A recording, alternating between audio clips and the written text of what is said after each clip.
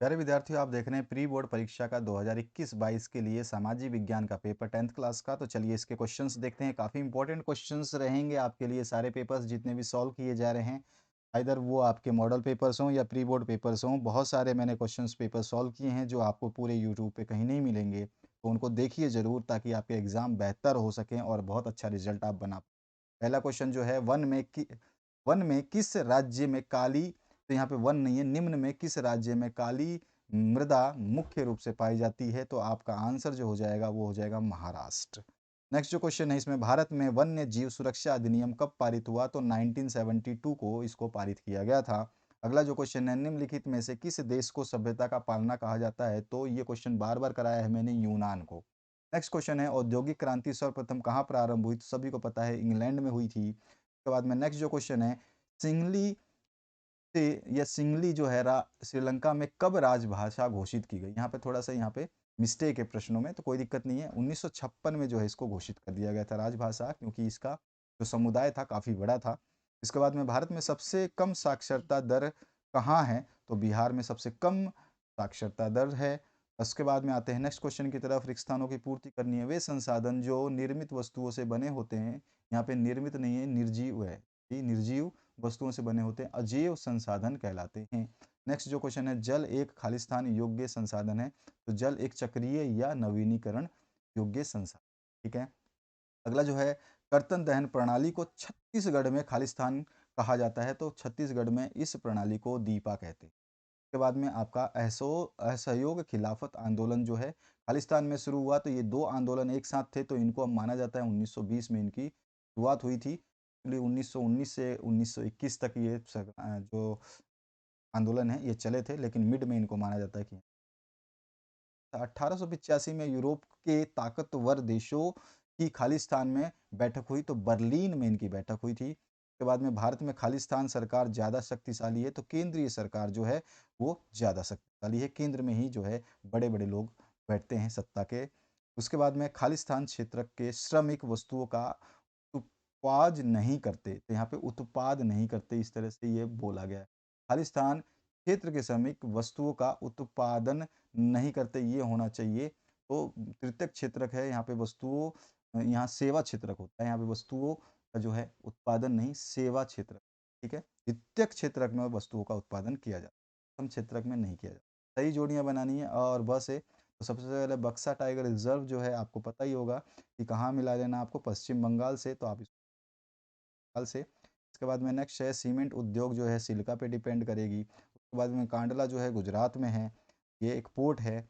और फेड्रिक सराई जो है फ्रांस से थे। उसके बाद में नेक्स्ट है, सूती मिल आपका रिचर्ड आर्कराइट है। उसके बाद में डायमंड सूत्र जो है वो 800।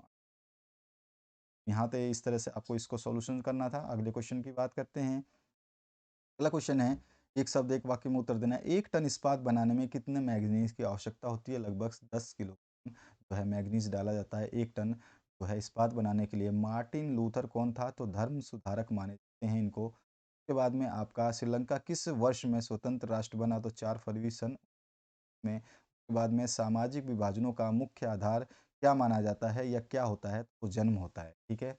नेक्स्ट जो है, सन 2011 की जनगणना के अनुसार भारत में साक्षरता दर क्या है?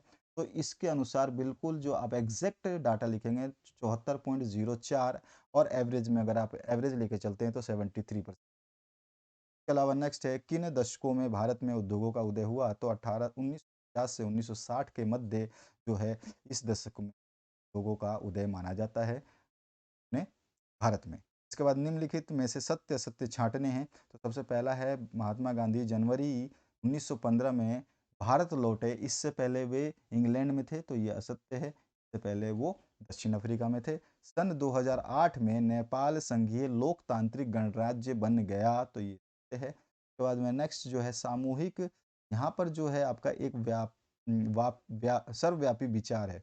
तो सामूहिक जो है हित है, ये जो जी लिखा है ये मिस्टेक है, हित आना चाहिए, तो यहाँ पर असत्य आ जाएगा।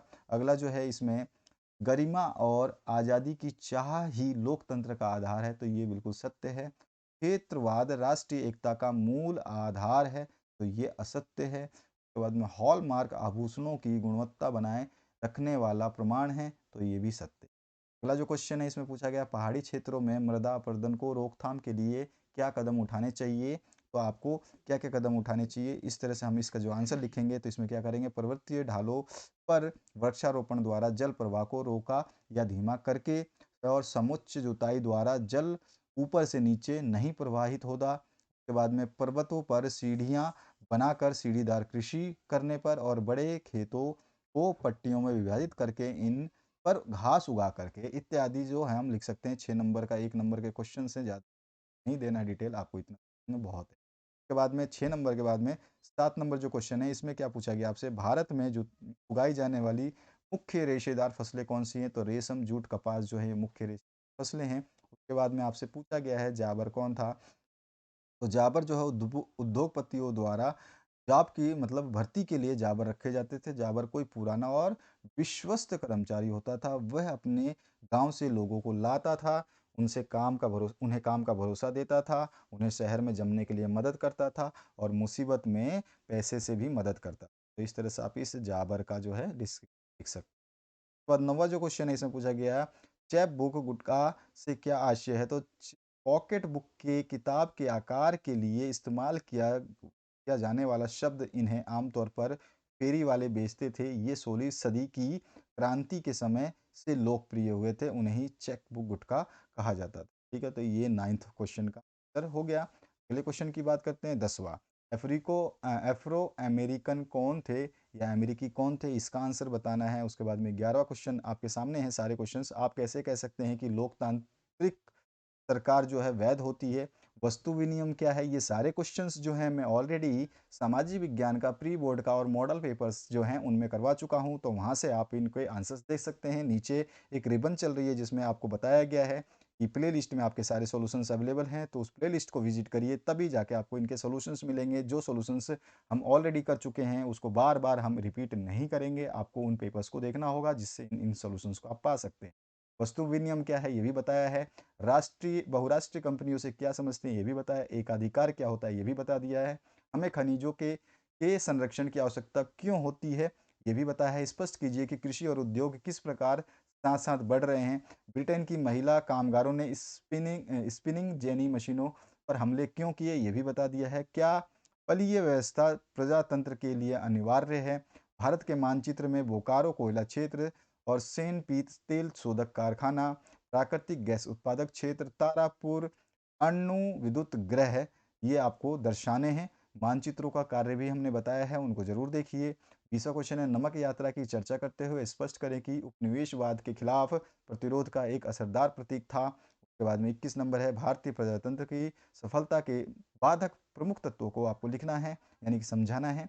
और भारत में उपभोक्ता आंदोलन की शुरुआत किन कारणों से हुई, इसके विकास में के बारे में आप पता लगाएं।